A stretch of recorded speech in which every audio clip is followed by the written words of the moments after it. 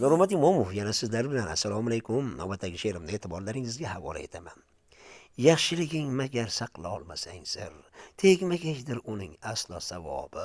Ko'rib turibdi-ku Robbimiz axir, bo'lur bir kun bilgin albat javobi.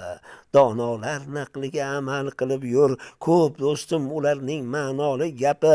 Yaxshilik qil dildan bo'lib qolsin sir, o'ng qo'ling berganni ko'rmasin chapi.